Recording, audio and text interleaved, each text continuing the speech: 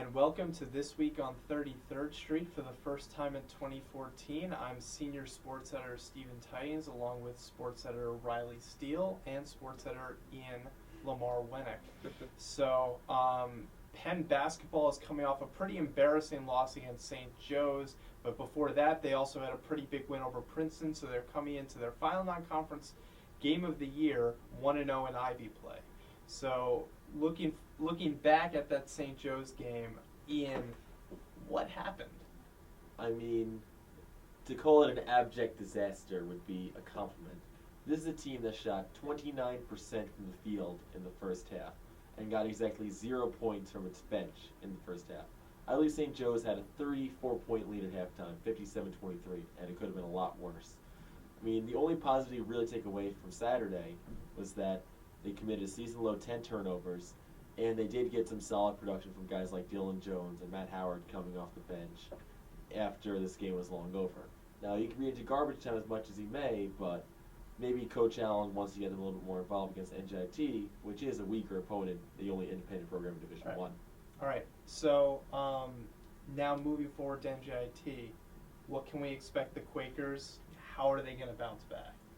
Well, Stephen, NJIT is not St. Joe's. St. Joe's is one of the, they're a very good team, one of the best teams in the Big Five, and they've played very well this year. And they came out against Penn, they could not miss.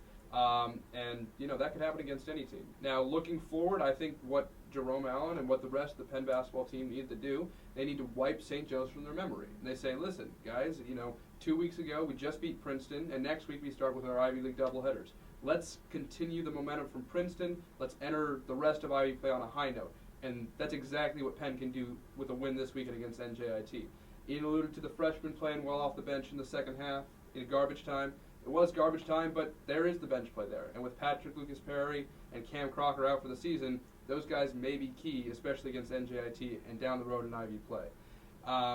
Some of the big men could be huge this weekend. Darian Nelson-Henry, Fran Doherty, and really, NJIT, they've lost 2 games in a row. They're 8-12 on the season. Ian mentioned they are the only independent program in men's hoops, and it just this Saturday is an opportunity for Penn men's basketball to get off to Ivy play next week on the right foot. All right. So do you have a prediction? My prediction is Penn 78, NJIT 59. Pretty confident. What about you, Ian? I give Penn the victory too, but I mean, Damon Lynn for NJIT did pull off 34 points against NCA&T earlier. I think he's going to make it closer. Penn 70, NJIT 60. All right. I'm going to say that Penn's going to win in a blowout 86-61. That's all for this week. I'm Stephen Titans. Peace out.